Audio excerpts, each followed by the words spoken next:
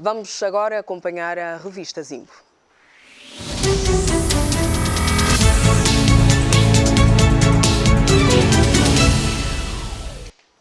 A Polícia Nacional frustrou ontem a realização de uma manifestação não autorizada pelas autoridades por força das medidas restritivas de prevenção e combate à Covid-19. Com efeito, o decreto presidencial em vigor que atualiza as medidas de prevenção e controle da propagação do vírus SARS-CoV-2 e da Covid-19 estabelece que não são permitidos ajuntamentos de qualquer natureza superiores a 5 pessoas na via pública.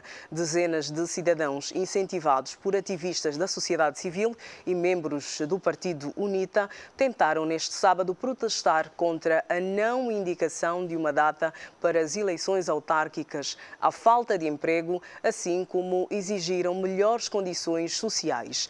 A tentativa de manifestação ficou marcada por atos de enfrentamento às forças policiais, incluindo o arremesso de pedras e outros objetos, vandalização de bens públicos, barreiras nas estradas e queima de pneus por parte dos manifestantes, resultando em um número por determinar de feridos e detidos. A TV Zimbo constatou no local que os manifestantes tentaram cortar o trânsito temporariamente e em alguns troços da Avenida de Olinda Rodrigues e atearam fogo no troço adjacente à BCA em protesto contra as barreiras impostas pela Polícia Nacional. Os bombeiros foram chamados a acudir vários focos de incêndio na via pública. Este é o primeiro assunto da noite. Dr. Vicente Pinto de Andrade, quero a sua opinião sobre este assunto. Bem, em primeiro lugar, boa noite. Boa noite, obrigada por estar aqui. Boa vida e o nosso público. Bem, eu sobre este tema gostaria de sublinhar alguns aspectos.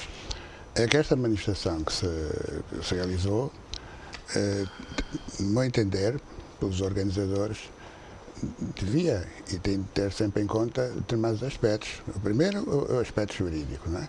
Porque nós temos neste momento um decreto executivo que vigora e relativo à situação de calamidade declarada por força do Covid, declarada por força do Covid, eu sublinho esse aspecto, porque para além do aspecto jurídico há aspectos sanitários e aspectos económicos.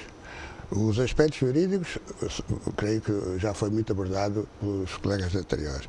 Agora, o que eu gostaria de sublinhar são os aspectos sanitários.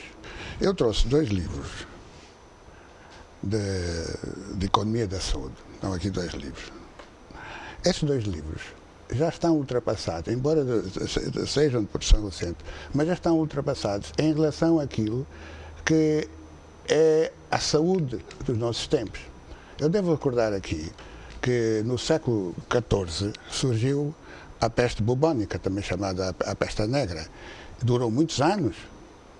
Foi a primeira epidemia que se declarou no mundo. Também atribuíram a culpa à China, embora tivesse surgido na Europa e depois espalhou-se até para a África e até para alguns países da América Latina. Sim, e que ligação é que quer fazer ao que aconteceu ontem? A ligação que eu quero dizer é que este momento é um momento novo. É um momento novo em termos de saúde, sanitários, porque hoje as nossas vidas estão interligadas. É por isso que eu referi que durante o século XIV morreram milhões. E a epidemia demorou muitos anos, a chamada peste bubónica ou peste negra. Nós estamos perante uma epidemia, cuja duração nós ainda não sabemos. Não sabemos quanto tempo vai demorar. Além disso, o que estamos a verificar é que a tendência para crescer é cada vez maior. E está a atingir figuras públicas, ainda até o presidente da Polónia foi afetado pela epidemia da Covid. Quer dizer, então, que nós estamos numa situação nova que exige que nós todos, cidadãos, tenhamos cuidado, sejamos prudentes em tudo aquilo que fazemos, não só em nossas casas, mas também aquilo que fazemos nos espaços públicos e também em termos de política, nós temos que ser mais comedidos e mais cautelosos. Por isso é que essas situações em vários países estão a assumir proporções inacreditáveis. Quer dizer, a tendência para a desobediência é grande. Porque eu ainda ontem vi um senhor que foi entrevistado para Euronews, ele é contra o uso das máscaras. E ele diz, isso não é nada, não existe essa doença. E a jornalista perguntou, qual é a sua profissão? Eu sou mecânico. Quer dizer, um mecânico a dizer que a Covid não existe. Quer dizer, então, que nós estamos numa situação em que há uns que acreditam e outros que não acreditam. É quase uma questão de fé. Por isso é que os aspectos jurídicos, os aspectos sanitários e os aspectos económicos devem ser tidos em conta. E nós estamos aqui perante uma pressão desnecessária. A pressão que houve e que muitas pessoas querem fazer, é desnecessária. Nós temos que nos acautelar, ser prudentes e, neste período, terem atenção os aspectos sanitários e económicos, o impacto que isso tem sobre a vida das pessoas. Já volto assim, Dr. Vicente. Dr. David Mendes, quero ouvi-lo também, portanto, a sua opinião sobre a manifestação de ontem. Primeiro, temos que partir do princípio que a manifestação, nos termos da lei, não precisa de autorização. Segundo, o despacho da governadora peca, porque ela deveria ter feito um despacho de correção, porque no despacho ela indifere porque não vinha a profissão das pessoas que subscreveram, nem as suas residências. Isso podia ser feito mediante um despacho de correção. Quanto à manifestação em si, eu tenho duas visões, e duas visões independentes, isento de qualquer influência. É verdade, e as pessoas que me estão a ouvir, que vão ter mesmo que me ouvir, eu recebi muita pressão para falar numa direção, mas eu não vou falar em nenhuma direção, vou falar aquilo que é minha consciência. Primeiro, a sociedade civil não visa a tomada do poder político. A sociedade civil faz pressão para a alteração de medidas políticas. Os partidos políticos tendem à tomada do poder político.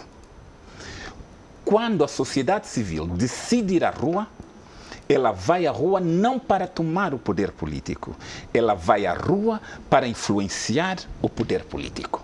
O facto do país estar a viver um período de calamidade deixa terminar o meu raciocínio. Deixa-me terminar o meu raciocínio. Se a sociedade civil decide partir para uma manifestação, os partidos políticos não se devem envolver. Por quê?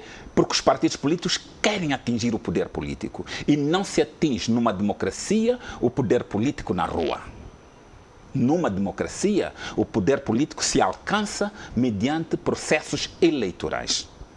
E os partidos políticos também têm a liberdade de convocar manifestações, mas sem envolver a sociedade civil. Porque o que é que vai parecer? Sempre que a sociedade civil, e particularmente o movimento revolucionário, que permanentemente vai fazendo manifestações, vai ficar uma conotação de que há um partido político por detrás. E não houve, neste caso? O meu apelo é os partidos políticos devem se abster de o fazer. Todos nós sabemos que houve intervenção dos partidos políticos. Mas, Dr. David, vê a sociedade civil como um grupo de pressão ao poder? A sociedade civil é um grupo de pressão e não um grupo com interesse na tomada do poder político. Se a sociedade civil tiver interesse de tomada do poder político, deixa de ser sociedade civil. Sociedade civil não tem interesse na tomada, influencia o poder político. Isso é importante que se tenha presente. Mas acha que foi a sociedade civil que se manifestou ontem? Não. Os partidos tomaram protagonismo nessa manifestação. Era uma manifestação da sociedade civil, mas lamentavelmente nós não vimos os rostos das pessoas da sociedade civil que convocaram essa manifestação. Os rostos que apareceram foram rostos dos partidos políticos. E é grave, Não se pode confundir sociedade civil com... Eu sei que muita gente não vai gostar dessa minha análise. Muita gente não vai gostar da minha análise. Mas que definitivamente há que separar as águas. Sociedade civil e partidos políticos. Os partidos políticos visam a tomada do poder político.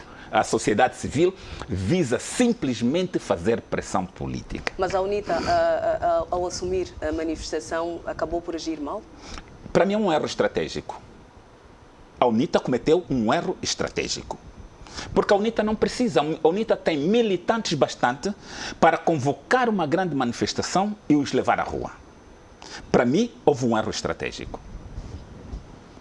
Está assustada de eu falar isso, não? Não, estou assustada. Estou a ouvi-lo com atenção. Sim, não, é a minha liberdade de expressão. É um direito. Porque as pessoas cidadão pensam, porque tenho ligação à UNITA, não devo criticar a UNITA. Não, não pode. A UNITA teve um erro estratégico. A UNITA jamais deveria ter assumido a participação nessa manifestação. Que os seus membros participassem livremente enquanto cidadãos.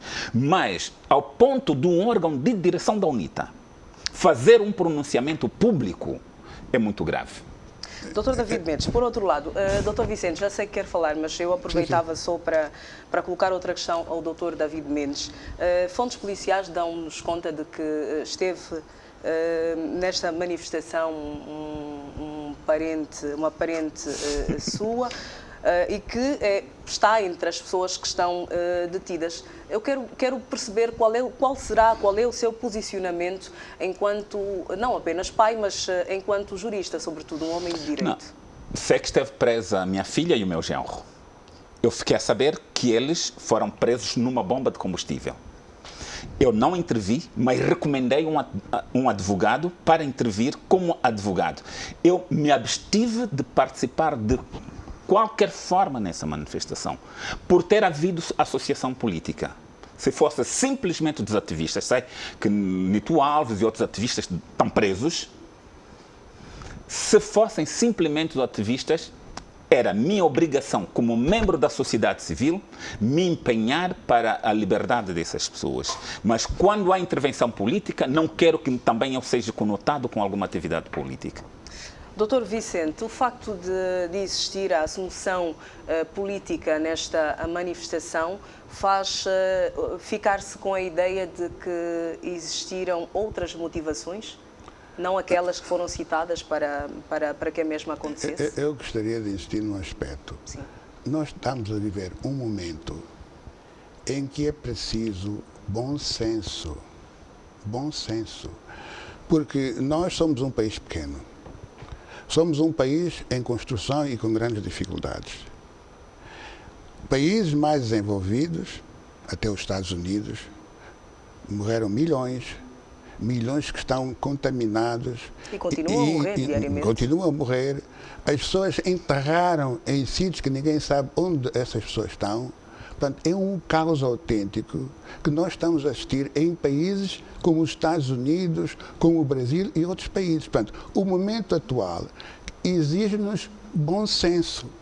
Além disso, a propagação da epidemia, que nós conseguimos travar no princípio, sim, porque foram tomadas medidas que os países europeus e mesmo na América Latina alguns não tomaram. Por exemplo, o uso da máscara facial, obrigatório. A lavagem das mãos, houve um conjunto de medidas, o distanciamento físico, tudo isso fez com que o nosso continente, e Angola em particular, evitasse começar por uma catástrofe. Por começar.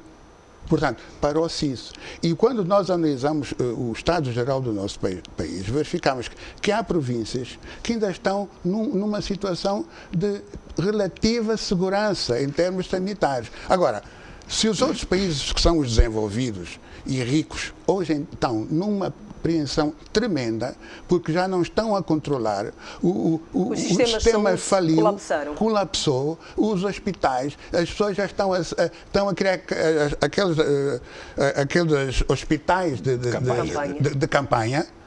Nós fizemos isso logo no princípio aqui no nosso país, criaram-se uma série de hospitais de campanha. Nós agimos bem e devíamos estar agradecidos por essa situação, essa posição que se tomou, porque evitou a situação. Só que agora quando nós analisamos a taxa de recuperação, aquilo que é a recuperação e o número de contaminados, nós vemos que a nossa taxa de recuperação é pequena. Enquanto os outros países, estes grandes, eles têm uma recuperação muito grande.